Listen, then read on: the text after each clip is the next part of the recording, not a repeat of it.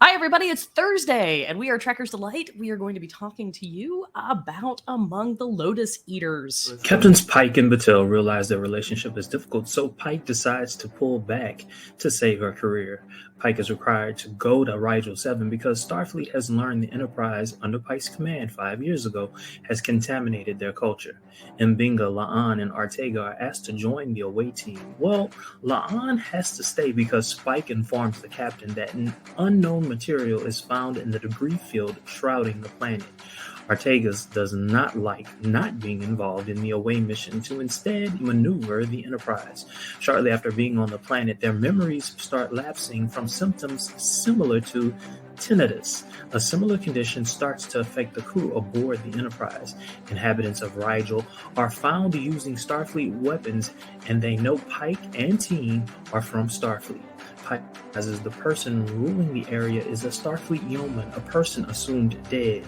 He confirms the planet is the cause of the changes they are and will experience. In anger for being left, the yeoman, Zach, orders them out of the castle so they eventually lose crucial memory. However, they still retain pieces of their personality as needed. A local man takes pity on the away team, saying they are without a totem that guides them at night. They quickly realize they are not fit for manual labor and don't belong there. Only the Kalar in the palace retain their memories. There's a local fruit akin to the Lotus in Homer's Odyssey, which signifies their lack of desire of their own memories.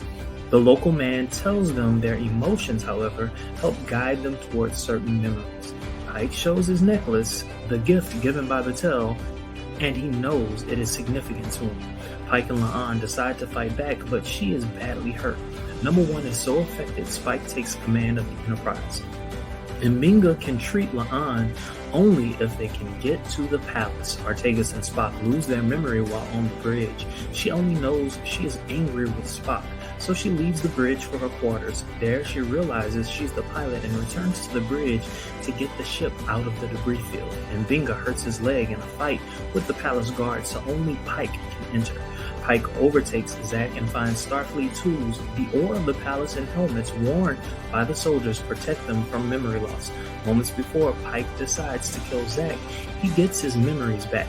Before leaving the planet, Pike decides to break General Order 1 and has Ortega remove the debris from around the planet. Pike apologizes to Battelle. It's a hell of an apology. Just want to make that observation. Also, I dig the music, Jermaine. That was nice. Yeah, that was good. That was nice. I was like, yeah, get into it. Did you catch the captions at the bottom? Oh yeah. Yes. Yeah, the guy with the sound strainer helmets. Yeah, it pretty well. We find out in the episode that pretty much was the like aluminum foil on the conspiracy theorists. Oh man. with everybody's budget, Genghis Khan. Yeah.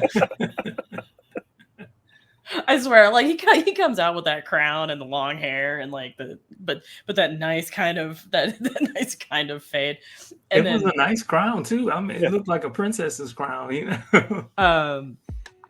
Yeah, good call on the, just in case you weren't sure what that, what we were getting at with the title. Here's the fruit. Reference. Well done, Strange New Worlds writers. Well done. But I did like some of the things that they talked about. I mean, they talked about inequities. They also talked about kind of pseudo religion, and that the totem kind of sort of became their religion, especially if you were in the working class. Also, that really spoke Cloudminders to me. Yeah. They also talked a lot about emotions, the importance of emotions, and they kind of hit they didn't really hit us over the head with it, but it was especially important when it came to Spock, right? The fact that he allowed Ortegas to do that because, he was already like, emotions are not facts. You can't do that. You know what I'm saying? Like, what fact do we have that you should be flying this ship? I mean, not a whole lot, except that she was vertical and into space. Which Spock was also kind of struggling with, let's be real. Why was he even there? Like, literally, he did not have to be there.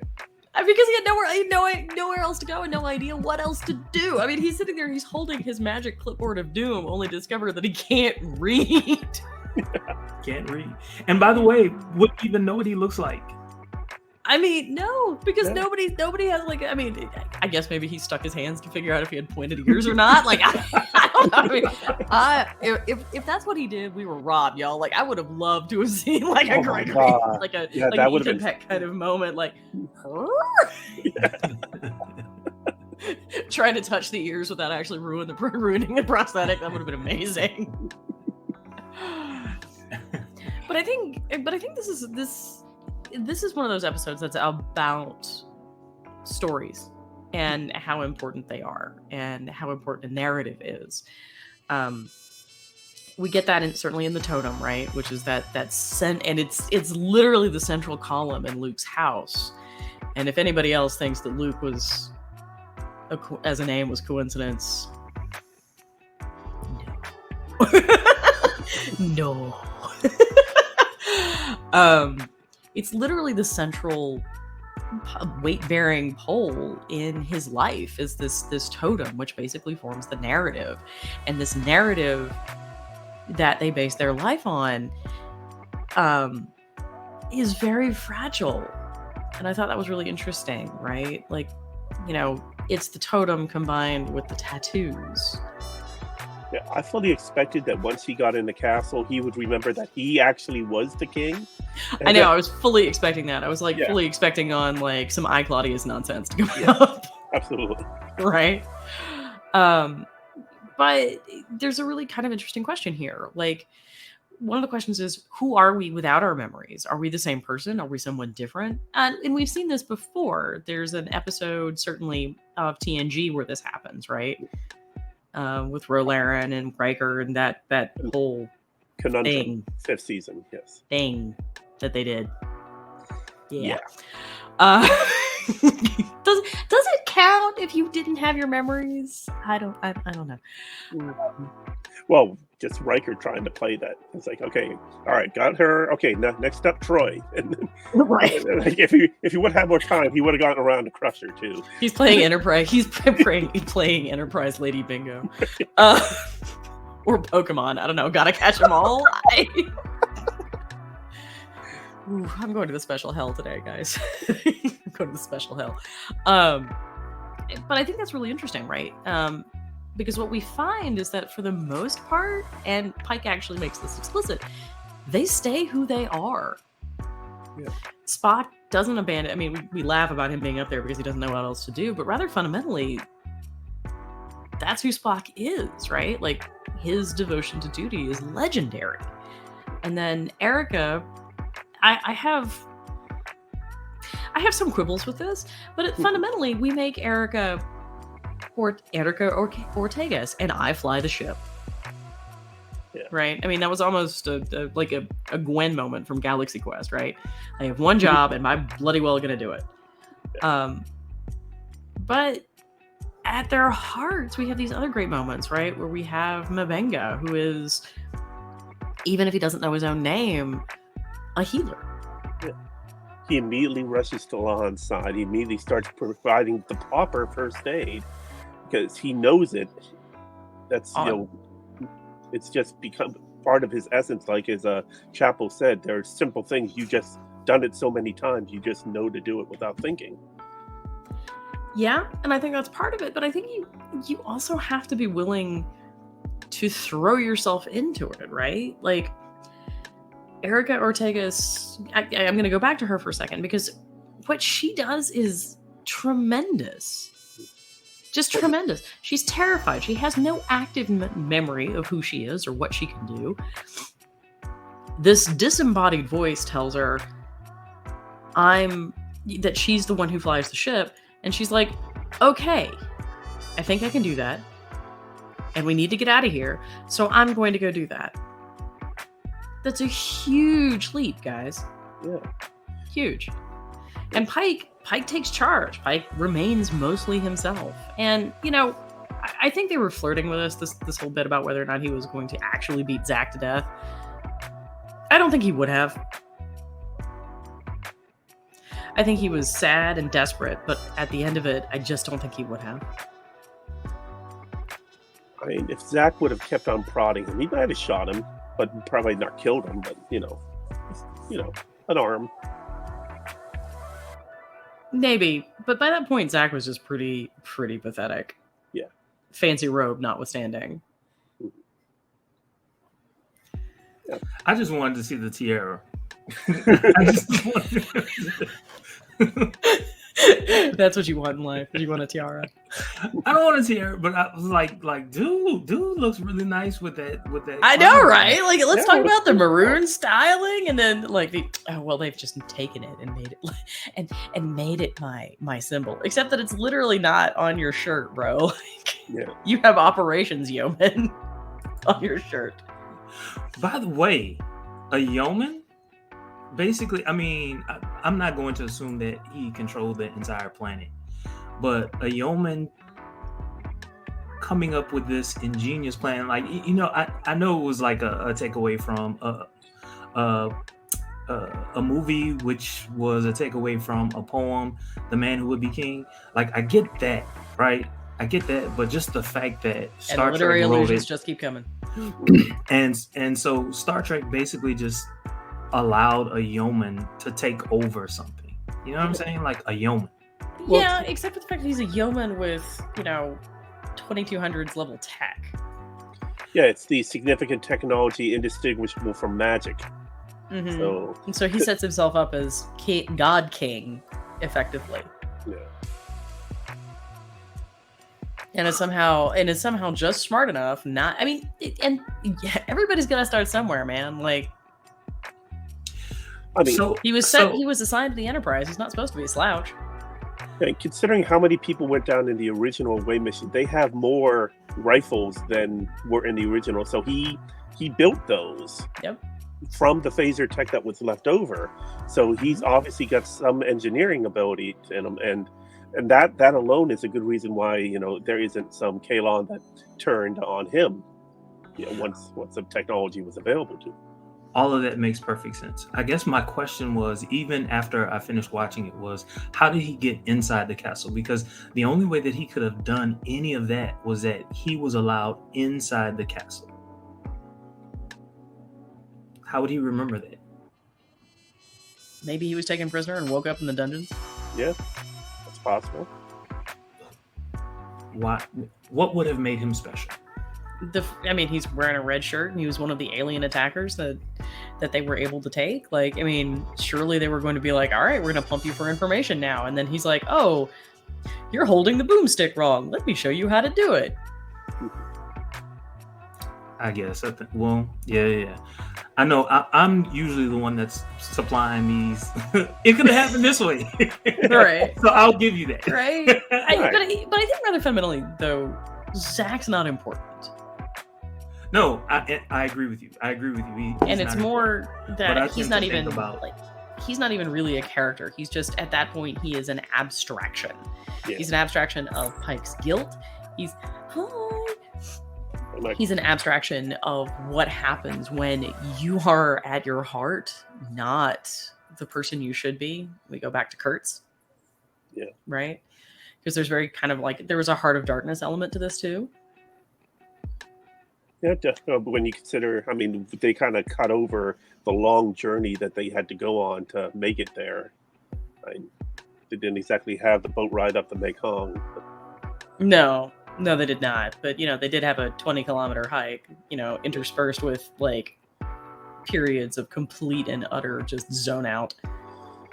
Yeah, they were all running on the amount of autopilot they were running on. It's like, what were they saying to La'an during the 6 hours that she was zoned out? Like,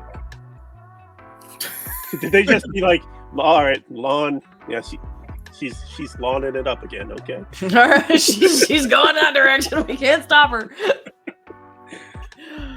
Oh man, it's such a weird. I have to admit, this is probably my least favorite episode of the season thus far. I agree.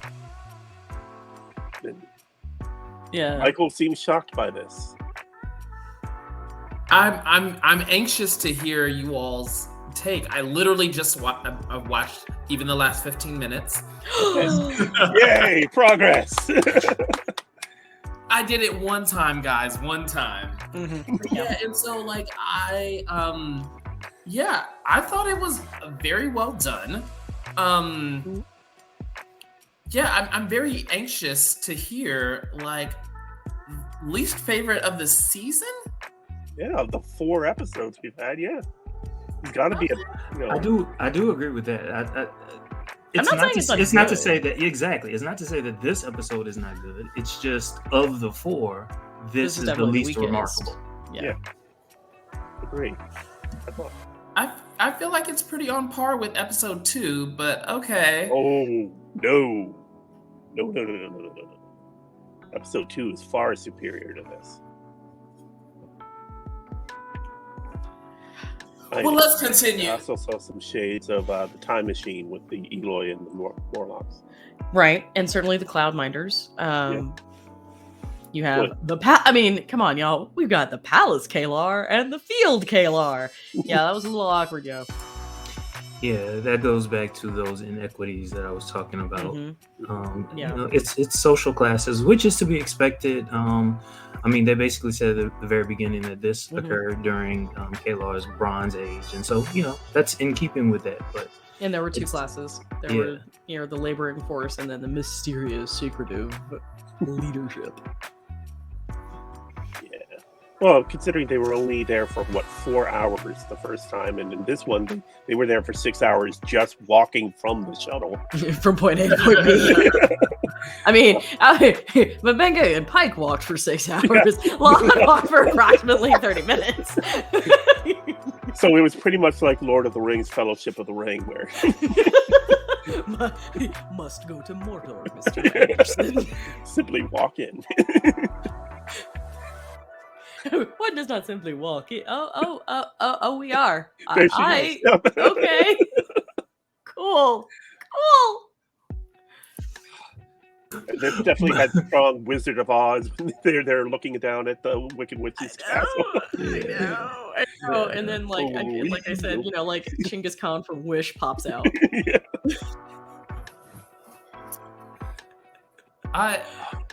So many fun references. I know, right? I mean, this episode, like, I'm liking this episode the more I mock it, man. So I just took a moment and I was like, let me go back and maybe I'm forgetting something through like the 4 episodes that we've seen this season. And I'm like, I definitely would tie this, like, I reiterate my statement. I would tie this episode with episode 2 again. I think tomorrow, whatever, it was a good episode and I liked it, but I think for me that would probably score the lowest of the season. Okay. That's fair. We all have differences of opinion, and that's okay. Yes, but I was like, maybe I'm forgetting something, but like or maybe I'm just in an emotional state and this episode just resonated with me. Okay, so tell us why this particular episode resonated. Let's hear about your emotional state. So let's dissect this and discuss it. I love episodes where you truly get to understand kind of your captain, what drives them, what is their emotion, and like that theory, kind of that element behind them. And I really feel like, to your point of like being stripped down to your core of who you are, we saw that throughout this episode. Pike was stripped down to like literally his raw, visceral, carnal emotions that were driving him and who he is, and that development process of a captain, to the point where he even is like, I think he doesn't even believe he was that person until he was forced to actually live in that moment and in that time. I'm gonna need you to flesh that out. Like, which person do you think he didn't believe he was? So when he's holding the phaser, of course we gave a good spoiler alert, but when he's holding the phaser rifle to Zach at the very end, right before he gets his memory bits back at the perfect time, But when he gets that moment, he's like, it's just a few seconds after this clip, like right there, you see how like, not as mad, but he was very carnal, very visceral in that moment and in that time. And when he snaps back and then is like, who was I? Like, is that me? And then it's almost, it sits in and he's like, this world changes you. And he's like, no, it shows us who we truly are and who we have to fight through to be that person, to be that captain, to be that that model. So I think that's interesting because I didn't get that at all. I didn't feel like this was you need to fight through. You need to fight through your weakness in order to get to where you are. I actually saw this as a celebration of the various characters and who they really are. Like Lon does exactly what we think she would do, right? Like she's brash, she's combative, but at the end of the day, she only really becomes violent to protect Pike, right? Yep. Mabenga, right? Her natural instinct as a protector. Well, Mabenga, the world's worst woodcutter, okay? Dude has no idea what to do with a saw. You'd think he would know as a surgeon. As a sawbones, but no, apparently that's just different. He drops his stuff and he immediately runs to her in a way that no one else does, right? Pike is doing everything he can to protect the people that are closest to him, and the best way he knows to do that is to take charge and come up with a plan. And his leadership style doesn't change, right? Because the Pike we know is a cooperative leader. He is more than willing to. He wants suggestions, he wants input, and then eventually he's going to pick the best option and go with it. And that's exactly what happens here. I really kind of feel like it's that confrontation with Zach that's where the episode lets me down. Because the episode is trying to do this feint where we're asked to believe that Pike, who has thus far demonstrated that he is exactly who we've seen him to be for a season and a half now, roughly, they're asking us to believe that he's gonna kill this guy. And the thing about it is he's not. He's not.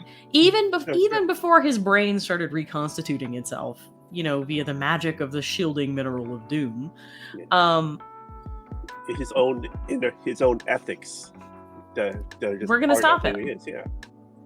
But I think he was desperate. And he tries to get to a point of desperation. And I gotta tell y'all, I don't think Anson carries it well. I just don't think he managed it here. So are you saying that the performance lacked or the concept lacked? A little bit of column A and a little bit of column B. The concept is fine. The execution is not. And it's not even just a question of performance in terms of the execution, but I think also structuring the story the way it did. If you were going to build up to that point, if you were going to really try and sell me that Pike is the only character that is somehow deeply violent or problematic or whatever,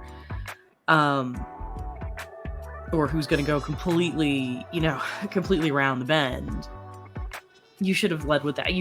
There should have been more leading up to it, and there just wasn't. Especially when you compare it to what Ortegas went through. I totally believed her going from scared, unknowing, and being able to, suck it up and do the job that apparently she has to do, even if she Melissa Navia nails it. Nails it. She said this is her favorite episode so far. Well, it's her. It's her episode.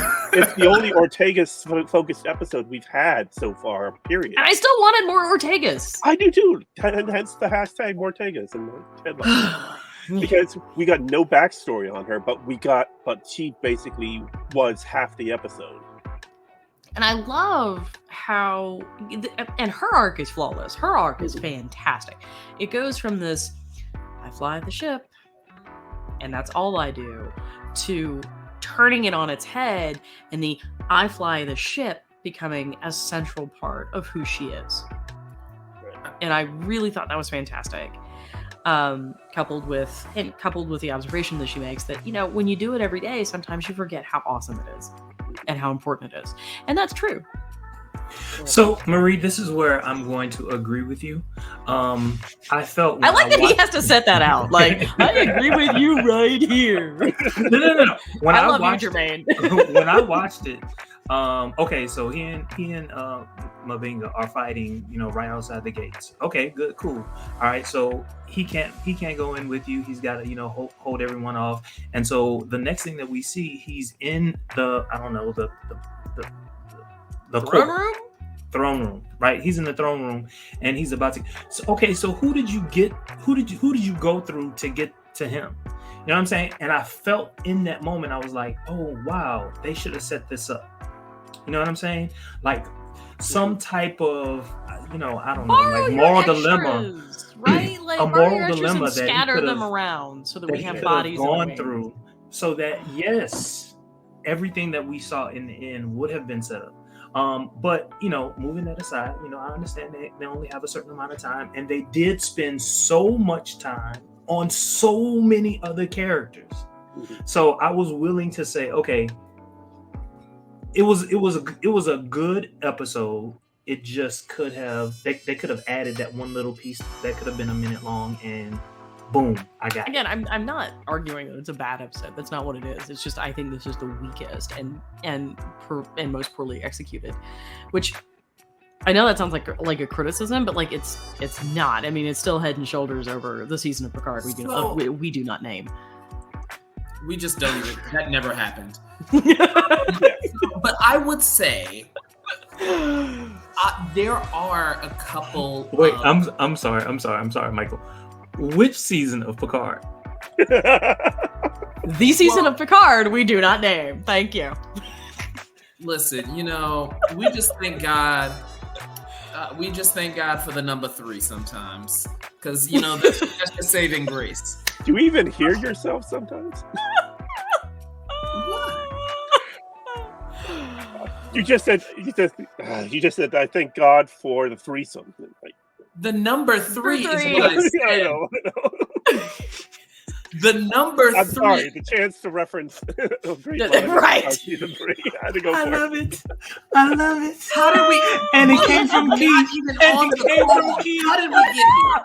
I know. It's a dick joke from Keith.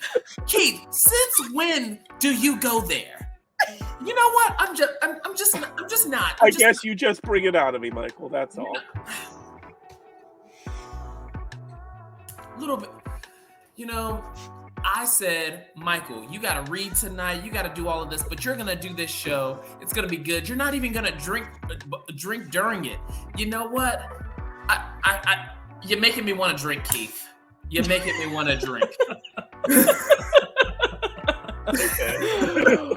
Wow, we're adults, y'all. I was going to go see Iron Man. Isn't it scary? Mike, I'm sorry for interrupting you. I'm sorry. What were you saying? I done forgot now. Apparently, I done went into the into the gutter.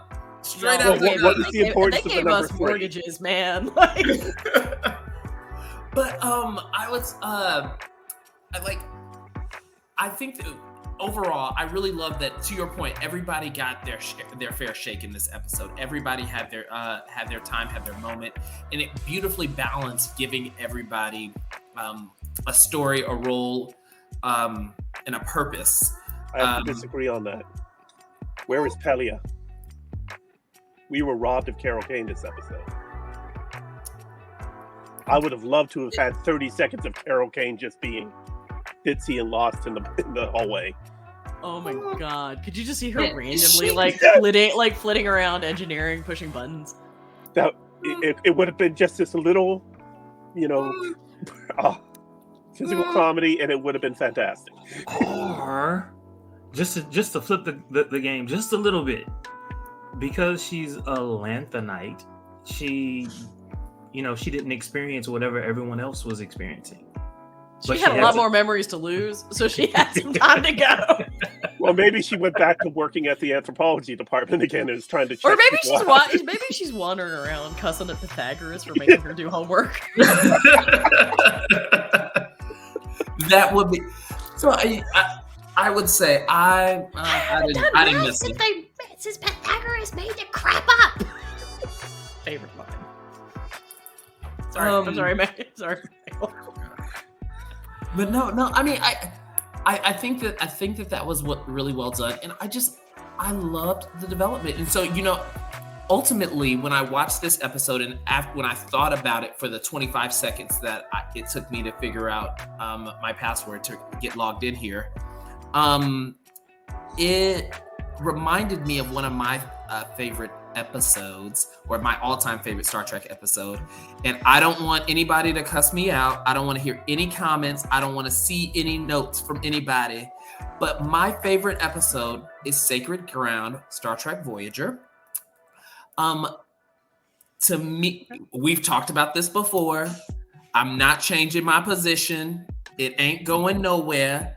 I don't think it's a bad episode. No, it's not a but bad to episode. me, I really love where you get to kind of like see a captain kind of in that very deal with almost the enigmas of being a captain. And to your point, I know you're saying that the Zach scene let you down at the end, but to me, it really just showed like how carnal. And I really believe that. I think that if his memories did come back in that perfect moment, I think he would have shot. Like, he was angry. He was truly there was fear. And my headline going from like that fear part, time lost, fear forgetting, like he lived in that fear for a while, like in this scene and in this moment. I think that there's the acting wasn't probably top tier. Not in, I like, need you to flesh out when you keep talking about carnality here, and I want you to flesh out what you mean by that. So when he is like fighting Zach and beating Zach, like even when he goes to the box, he looks and he's like, these are tools, and his memory kind of starts to come back for a moment, and then like Zach says something and he's just like, no, I'm gonna go over here and I'm just gonna keep punching and I'm gonna beat the living hell out of you until I get this memory back. Even if that won't bring my memory back, to me right now, that is giving me some type of, I hate to say it like this, but like sustainment, fulfillment in that moment.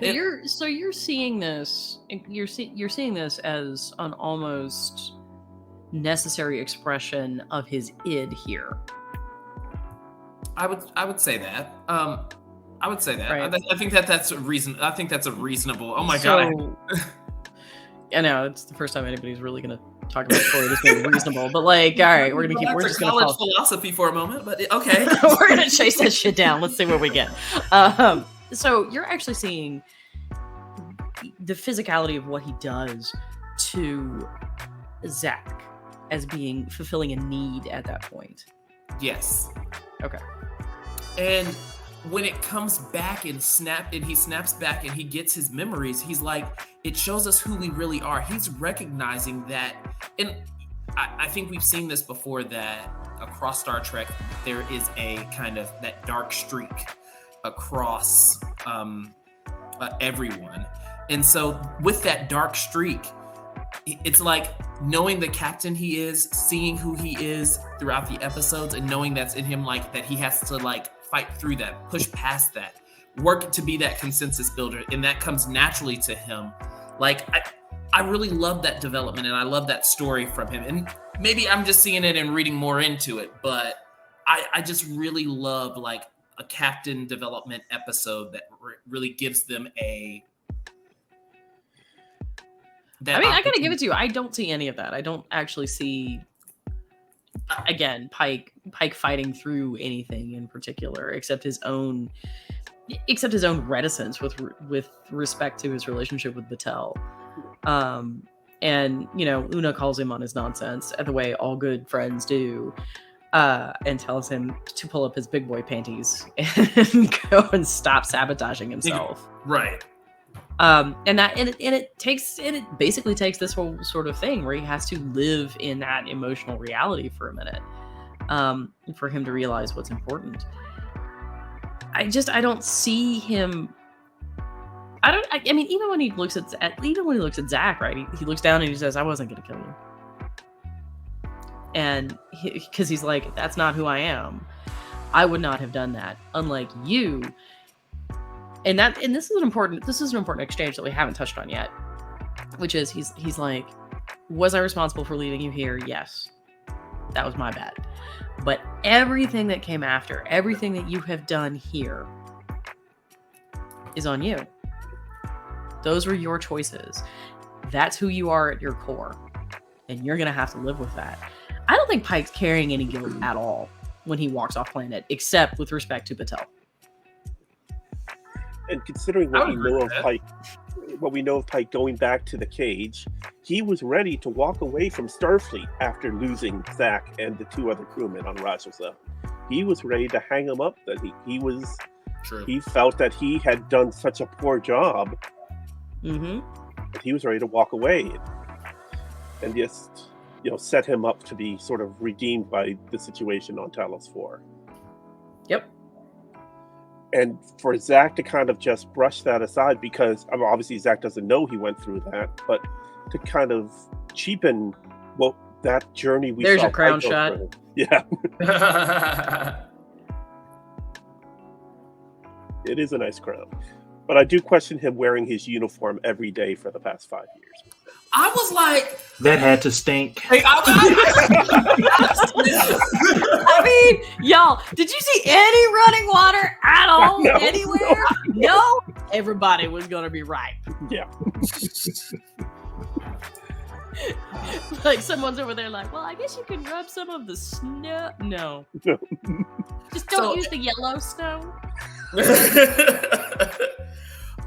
So there are some, even though I thought, again, this is a good episode, there are some points that I would have loved for them to flesh out a little bit more. What in the world made them make that castle out of this random ore? Because that's what they had. Yeah. But I mean, what really made, apparently this nonsense was just literally littering the surface of the planet, and my guess is that Zach was smart enough to use his Starfleet tools to identify what this was, and so he was able to make himself an aluminum foil hat, and everybody thought he was nuts until he was the only one who remembered anything, and so this is how it happened, Jermaine. This right here. Yep. Everybody else wakes up one morning going, I don't know my own name, and Zach's like, I do. You're Bob, and I'm your king. That's how that worked. Could have been. Or if he was injured after the incident, maybe somebody was like, take him to the leader. I have a simple question. Did we see any greenery, any vegetation whatsoever on that planet? No. It was all snow. Where the hell did they get this from? Yeah. Right? Yep. Right? I just want to know. Can we also kind of talk about the fact that they put it in that weird sort of star shape pattern, Yeah. Yeah. Not quite. It's not pentagram. It's That reminds me. 6, for some reason, that reminds me of the Vulcan temple in the first episode of Picard, not Picard, of Enterprise. You mean Pajem? It's a 10-pointed star. Wasn't that where they found Shadows of Pajem with the Andorian, the listening station underneath, and the Andorians were trying to burn? That's Shadows of Pajem. First episode. No, that would have been Broken Bow. Yes, thank you. Where there's not a whole lot of corn. As the only Oklahoman on the call, I would point to, yes, we talk about wheat in our state song. But my dad is from Oklahoma. Thank you very much. That don't make you an Oklahoman. I know. I'm glad. My ex owns land in Oklahoma, so I pay taxes in Oklahoma.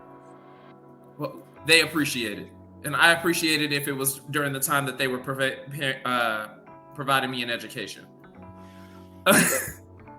But anywho, so I don't know if it was Keith or Marie who talked about it. One of you all talked about this.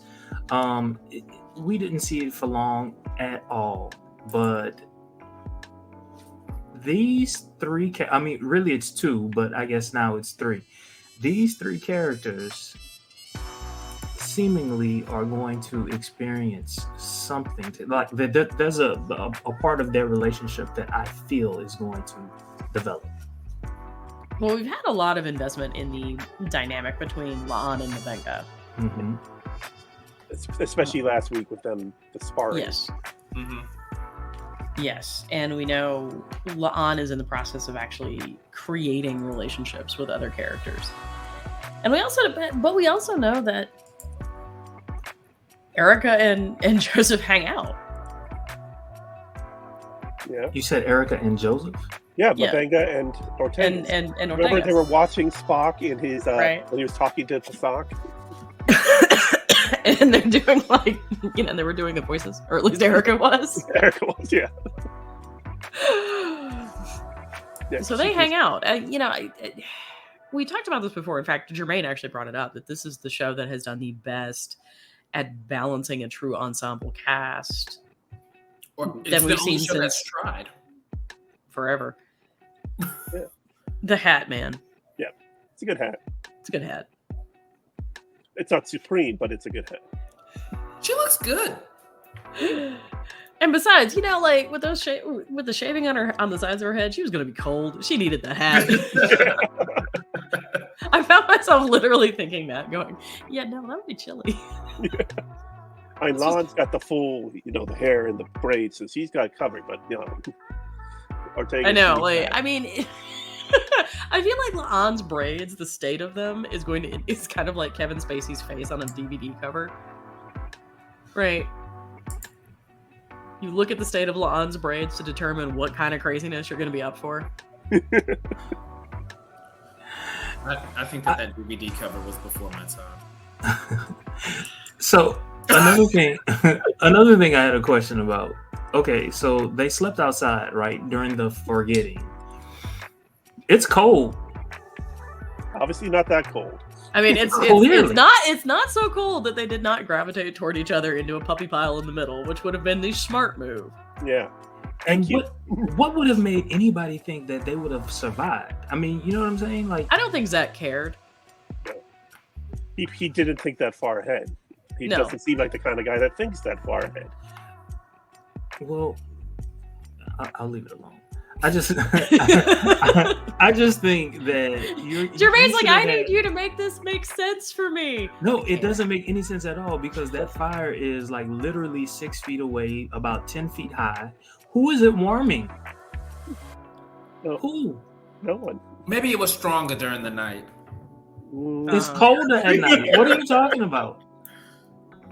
I'm trying to give them at least the benefit of the doubt. I know. I mean, we got this radiation. We got this radiation that's causing them to lose their memories, and maybe the radiation is keeping them warm. Also, wasn't there a time I limit like on the them? fact that you're trying. Yeah. Did they have I don't remember. Did they have not like radiation inoculations before they went on this? Not before, but Not that we saw. after. Well, Yeah. they said that Spock modulated Shield harmonics. The shield harmonics to block the radiation. I just wondered because I remembered I was just watching The Children of the Comet last Okay. night, and they get radiation inoculations before they go down to the comet, and I found it odd that we had none of those in this episode. Great point. Great. Well, I was like, what? I was like, Chapel, where are you in your hypo sprays, man? You're like letting me down here. And then she turns into like the world's most platinum zombie.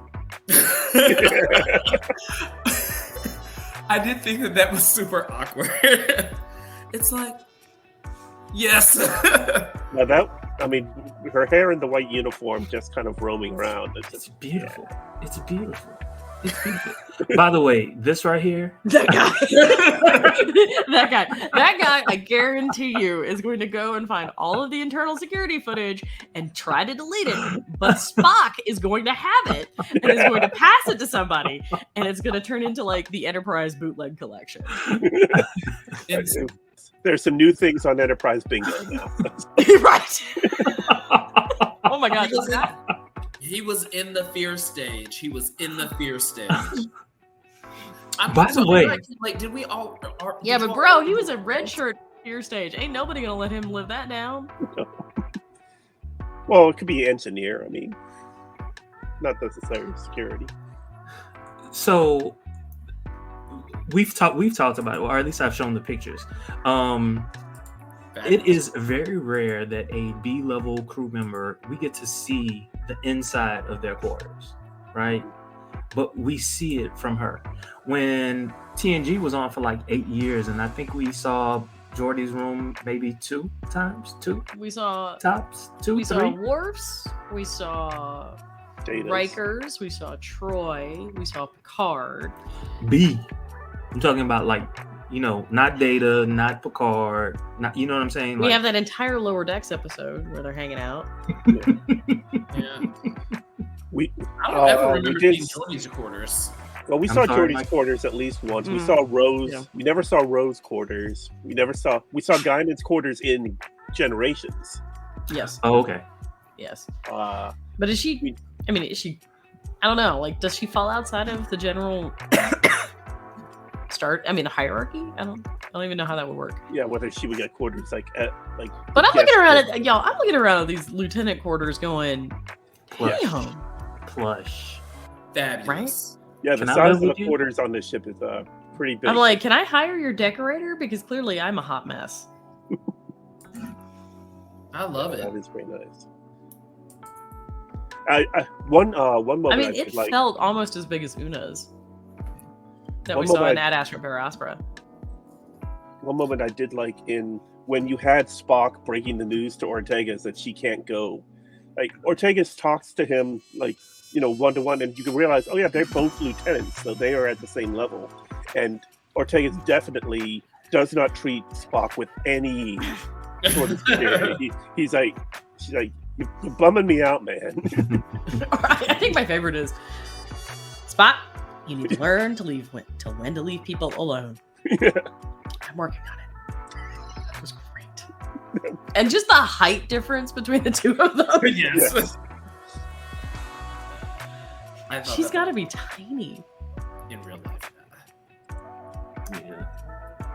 I gotta say, one of the things I really love about Strange New Worlds is that everybody has the same boots. Yeah, no one's got high heels. I never noticed that. Mm-hmm. Yeah, the only time we really get a massive heel for Christine Chong is when she was trying to keep up with Paul Wesley.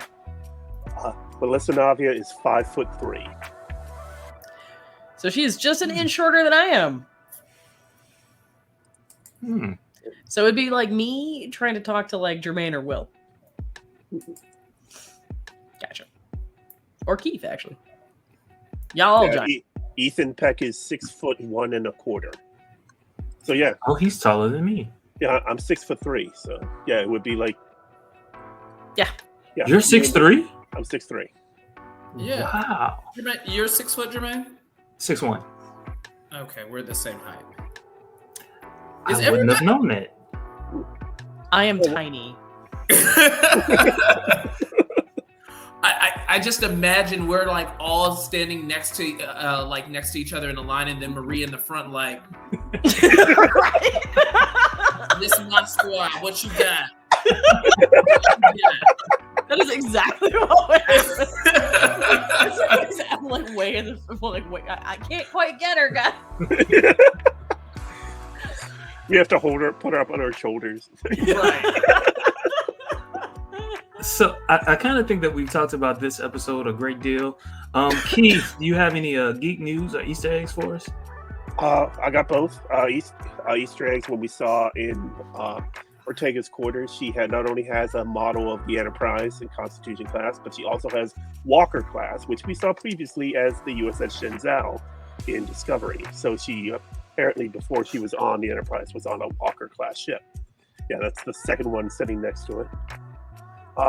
One item of note, the star dates.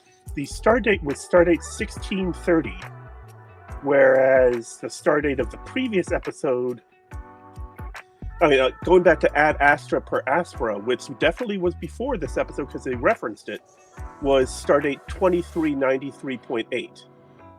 So star dates are going backwards. And in fact, if you look at Memory Alpha, the star dates for this show have been all over the place. I mean, you had some of that in TNG too. And TOS. Yeah. And that was Roddenberry deliberately trying to obfuscate when things were taking place. So we know things are happening in order because obviously this references what happened with Shock and the trial. So for it to have a different date, now I'm even more confused about start dates than I ever was before. Get the design people in line, Keith. Get them in line. And one thing to put out, the Luke character, that's actor Reed Birney. If you've seen the movie The Menu that came out last year with Ray Fiennes and Anya Taylor-Joy, he was the one of the diners that was forced to cut his finger off. So, yeah, there's an image. Yep. So yeah, I kept on looking at him like, where do I know you from? And yeah, that was that. Trying to see what else. All right, that's what I got as far as Easter eggs. We didn't find too many, and I'm sure there'll be more. Yeah. And there are some references. Obviously, Rigel 7 was in the cage, and Vega Colony, which was what they used, where they went to in Where No Man has gone before, the second pilot. So you had a reference to the cage and a reference to Where No Man has gone before. I thought it was Delta Vega. Where No Man has gone before. Yeah, it was Delta Vega. Right, because that was the whole point of sending Spock or marooning Spock on Delta Vega. Okay. In the Abrams verse. Oh, yeah, and Kirk there as well. Yeah. Old Spock and then Kirk, yeah. Real Spock. As far as news, for a few hours this week, Enterprise was only 3 seasons instead of the full 4. Paramount Plus accidentally removed season 4 of Enterprise, which led some people to share the image of the time cop from last week's episode. It's like, there never was a season 4 of Enterprise. I don't know what you're talking about. The meme game has been on point. Oh yes, yeah. The memes coming out of last week's episode have been fantastic. Keep it up, internet. Yes. The writer's strike is ongoing, and as of today, SAG-AFTRA, the actors, they had extended. They had given AMPTP an extra 2 weeks to negotiate a deal because it looked like they were coming close. Those negotiations collapsed today. So if they don't reach a deal before the 12th, then SAG-AFTRA will also be going on strike. As far as the petitions we're watching, Make Star Trek Legacy with Terry Matalas, the showrunner, is up to 60,830 signatures, with 165 signing today. And Save Star Trek Prodigy is up to 27,188 signatures, with 149 people signing today. And of course, Prodigy is no longer on Paramount Plus. If you want to watch it, you have to have the first half of season 1 Blu-ray DVD. Otherwise, nothing. Because even Paramount Plus had the option where you were able to download shows to YouTube, and that's no longer. That went away mysteriously right before Prodigy was taken off. And you all probably talked about this last week, but is it just like we don't want to have to pay royalties to the actors, and so we're like, this is our cost saving measure by pulling it off the streaming service? It's a mix of things like that. It's the tax write-off of basically saying we no longer are producing this, but it's also they could say we can now get someone to pay to host this instead of us putting it on. We'll get Netflix to pay us to have it. So they're looking at this as a tax incentive and as a possible revenue stream. And everyone's been doing that. Disney Plus has done that. Max has done that. In fact, there are 2 shows that were on HBO Max that are now on Netflix that have been removed. It's some are trying in Hollywood are trying to blame it on the writer's strike, because that's basically their first instinct, is to blame it on the people asking for more. But this is, and you saw it with what Warner Brothers did when the Batgirl movie suddenly disappeared. They had done all this work putting this movie together, and you had actors talking with pride about the movie, And nope, gone. In an instant. Yeah, no one will ever see that movie, which is an absolute shame.